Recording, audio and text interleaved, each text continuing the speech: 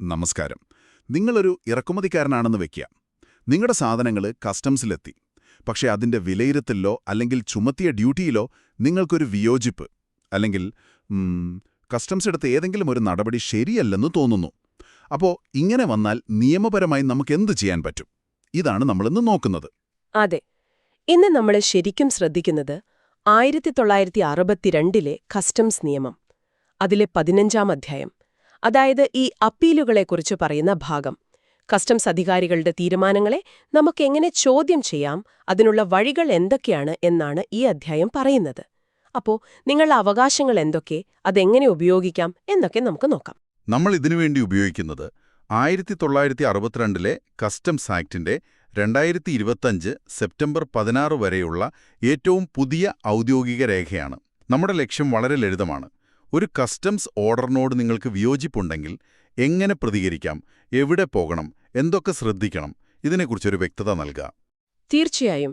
ഈ നിയമത്തിന്റെ ടെക്നിക്കൽ കാര്യങ്ങൾ മാത്രമല്ല, ഒരു സാധാരണ ഇറക്കുമതിക്കാരനോ അല്ലെങ്കിൽ കയറ്റുമതി ചെയ്യുന്ന ഒരാൾക്കോ അറിയേണ്ട കുറച്ച് പ്രായോഗികമായ കാര്യങ്ങൾക്കാണ് നമ്മൾ കൂടുതൽ ഊന്നൽ കൊടുക്കുന്നത്. അപ്പോൾ നമുക്ക് ആദ്യത്തെ സ്റ്റെപ്പിലേക്ക് കടന്നാലോ? ശരി.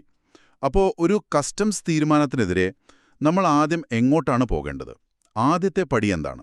നിയമത്തിലെ സെക്ഷൻ 128 പറയുന്നത്, ഒരു കസ്റ്റംസ് ഉദ്യോഗസ്ഥൻ എടുത്ത തീരുമാനത്തിൽ നിങ്ങൾക്ക് അതൃപ്തിയുണ്ടെങ്കിൽ, പക്ഷേ ഒരു കണ്ടീഷനുണ്ട്, ആ ഉദ്യോഗസ്ഥൻ പ്രിൻസിപ്പൽ കമ്മീഷണറോ ആ റാങ്കിൽ താഴെയുള്ളയാളായിരിക്കണം.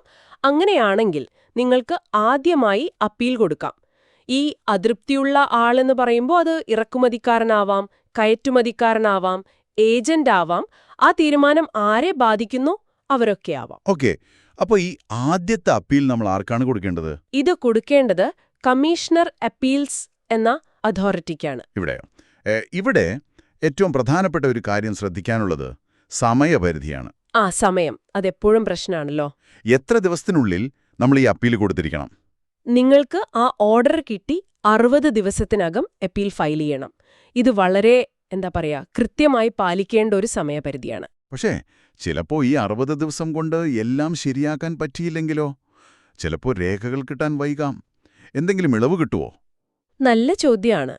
നിങ്ങൾക്ക് മതിയായ ഒരു കാരണം ബോധിപ്പിക്കാൻ പറ്റിയാൽ കമ്മീഷണർ അപ്പീൽസിന് ഈ 60 ദിവസം കഴിഞ്ഞ് ഒരു 30 ദിവസം കൂടി അധികമായി അനുവദിക്കാൻ അധികാരമുണ്ട്. അതായത് മാക്സിമം 90 ദിവസം വരെ കിട്ടാം. പക്ഷേ കാരണം നല്ല സ്ട്രോങ് ആയിരിക്കണം. വെറുതെ ചോദിച്ചാൽ കിട്ടില്ല. ശരി.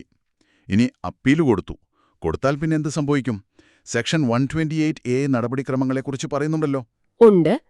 അപ്പീൽ കിട്ടിക്കഴിഞ്ഞാൽ കമ്മീഷണർ അപ്പീൽസ് 2 കൂട്ടർക്കും, അതായത് നിങ്ങൾക്കും കസ്റ്റംസ് ഡിപ്പാർട്ട്മെന്റിനും പറയാനുള്ളത് കേൾക്കാൻ ഒരു അവസരം തരും.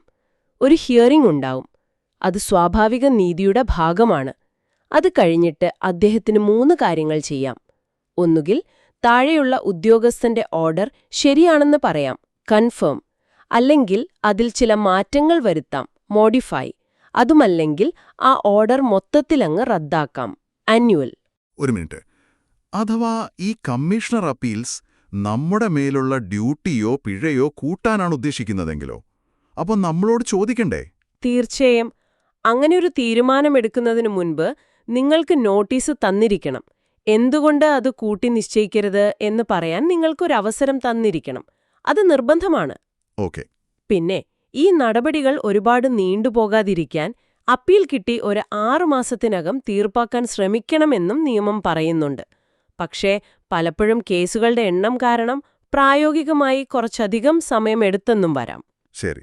അപ്പോൾ ഈ ആദ്യഘട്ടത്തിൽ, അതായത് കമ്മീഷണർ അപ്പീൽസ് എടുത്ത തീരുമാനത്തിലും നമുക്ക് തൃപ്തിയില്ല, അല്ലെങ്കിൽ വേറൊരു സാഹചര്യം, ആദ്യത്തെ ഓർഡർ തന്നെ പാസ്സാക്കിയത് ഒരു കമ്മീഷണറാണെങ്കിലോ, അഡ്ജുഡിക്കേറ്റിംഗ് അതോറിറ്റി എന്ന നിലയിൽ, അപ്പോൾ എങ്ങോട്ട് പോവും?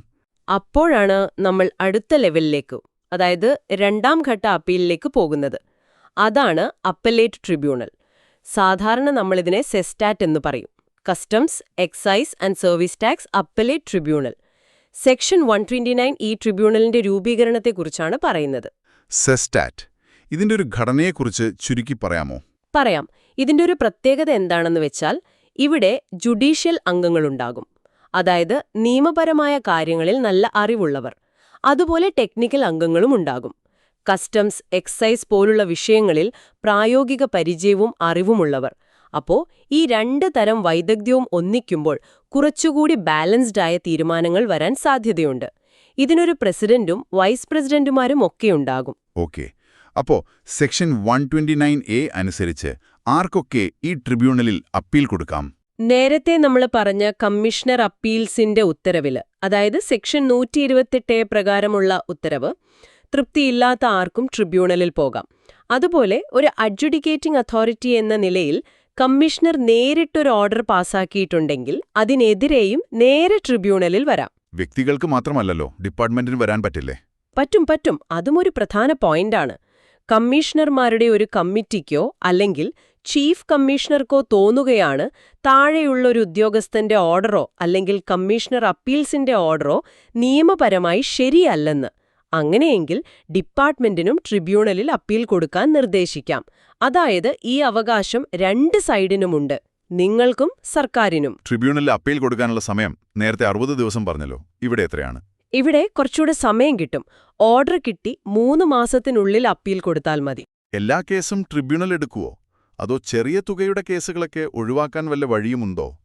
അതൊരു നല്ല പോയിന്റാണ്. സെക്ഷൻ 129A തന്നെ പറയുന്നുണ്ട്, ഒരു നിശ്ചിത തുകയിൽ താഴെയുള്ള ഡ്യൂട്ടിയോ പിഴയോ ഒക്കെ ഉൾപ്പെട്ട കേസുകൾ, അതിന്റെ ലിമിറ്റ് സർക്കാർ ഇടയ്ക്കിടെ മാറ്റാറുണ്ട്. അത്തരം കേസുകൾ വേണമെങ്കിൽ പരിഗണിക്കാതെ തള്ളിക്കളയാൻ ട്രിബ്യൂണലിന് ഒരു വിവേചനാധികാരം കൊടുത്തിട്ടുണ്ട്.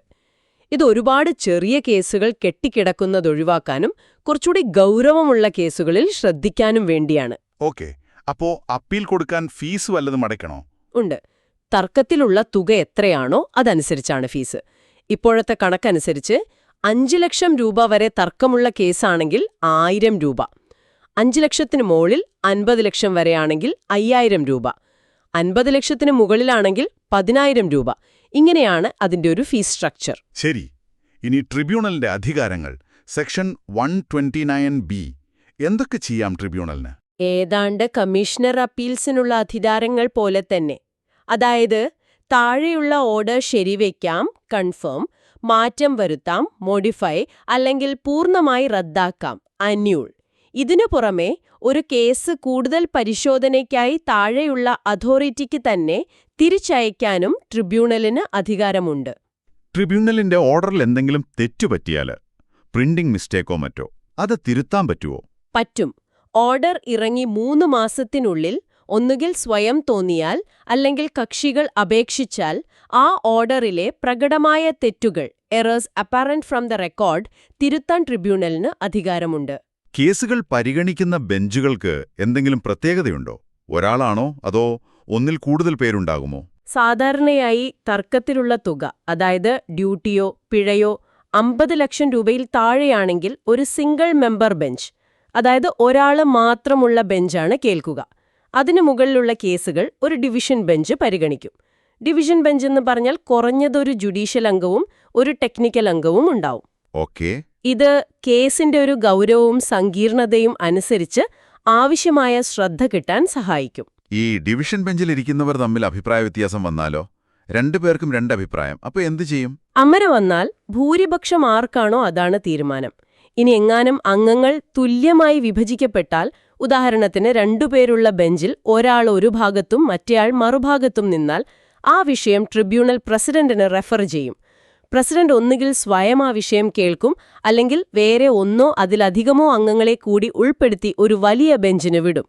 അവസാനം ആ കേസ് കേട്ട എല്ലാ അംഗങ്ങളുടെയും ഭൂരിപക്ഷ അഭിപ്രായമായിരിക്കും ഫൈനൽ ഡിസിഷൻ. ട്രിബ്യൂണലിന്റെ നടപടിക്രമങ്ങൾ എങ്ങനെയാണ്?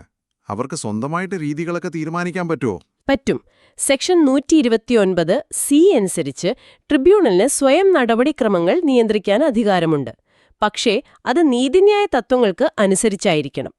പിന്നെ ഒരു സിവിൽ കോടതിയുടെ ചില അധികാരങ്ങളും ഇവർക്കുണ്ട്.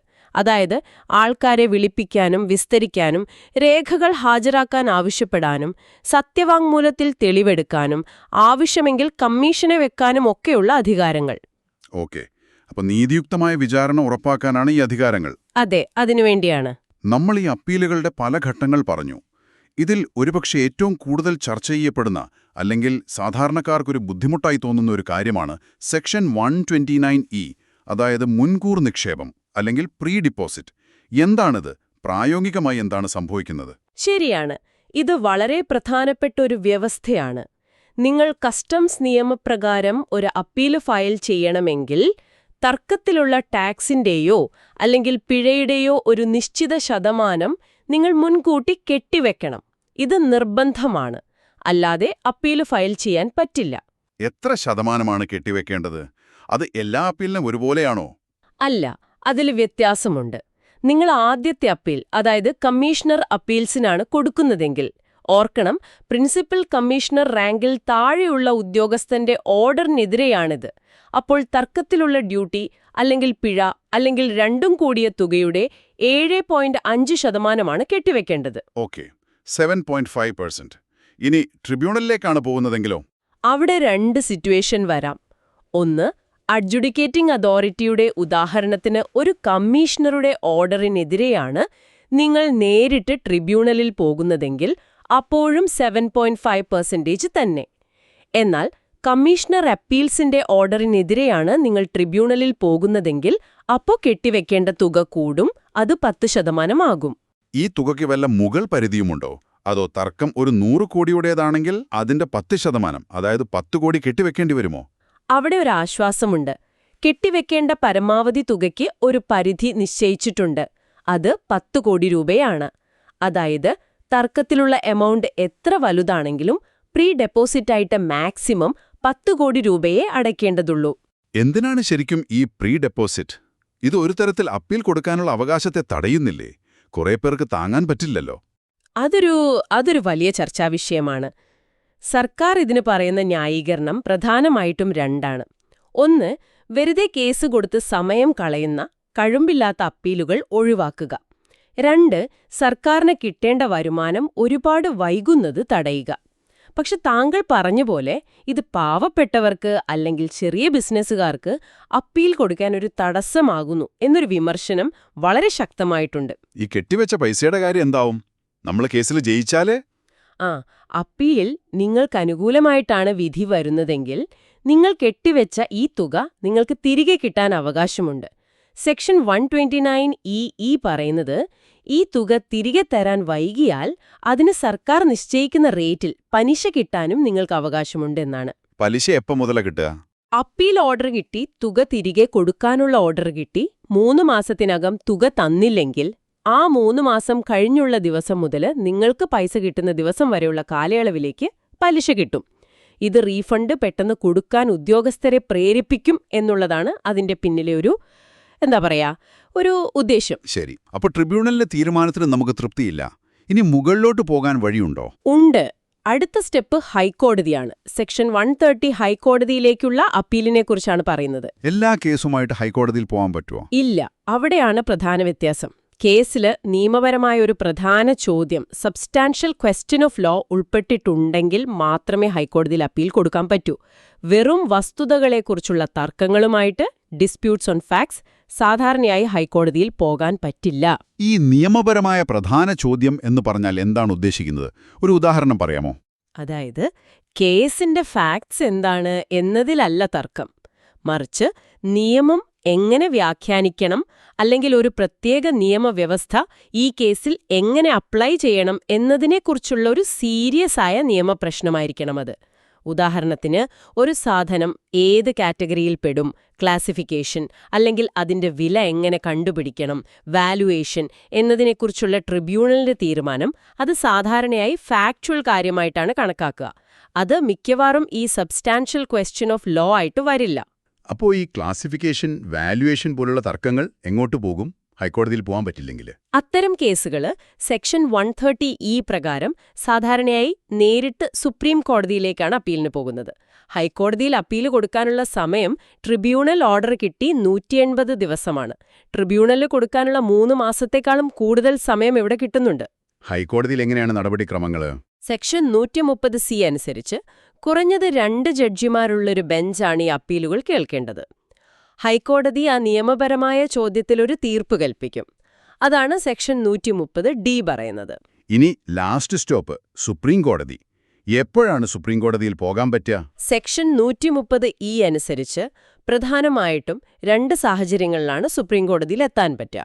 ഒന്ന്, ഹൈക്കോടതി ഒരു വിധി പറഞ്ഞു, ആ കേസ് സുപ്രീംകോടതിയിൽ അപ്പീലിന് പോകാൻ യോഗ്യമാണെന്ന് ഹൈക്കോടതി തന്നെ ഒരു സർട്ടിഫിക്കറ്റ് തരണം. 2, ട്രിബ്യൂണലിന്റെ ഒരു ഓർഡറിൽ നിന്ന് നേരിട്ട് സുപ്രീംകോടതിയിലേക്ക് പോകാം. എപ്പോ? ആ ഓർഡർ ഡ്യൂട്ടിയുടെ റേറ്റ് ഓഫ് ഡ്യൂട്ടി നിശ്ചയിക്കുന്നതിനെക്കുറിച്ചോ അല്ലെങ്കിൽ സാധനങ്ങളുടെ വാല്യുവേഷൻ ഓഫ് ഗുഡ്സ് സംബന്ധിച്ചോ ഉള്ളതാണെങ്കിൽ മാത്രം. നമ്മൾ നേരത്തെ പറഞ്ഞ ക്ലാസിഫിക്കേഷൻ, വാല്യുവേഷൻ തർക്കങ്ങൾ ഈ വഴിയിലൂടെയാണ് സാധാരണയായി സുപ്രീംകോടതിയിൽ എത്തുന്നത്. സുപ്രീംകോടതിയിലെ പ്രൊസീജിയറിന് എന്തെങ്കിലും പ്രത്യേകതയുണ്ടോ? പ്രൊസീജിയർ കോഡിലെ വ്യവസ്ഥകൾ തന്നെയാണ് ഇവിടെയും ഫോളോ ചെയ്യുക എന്നാണ്. ശരി.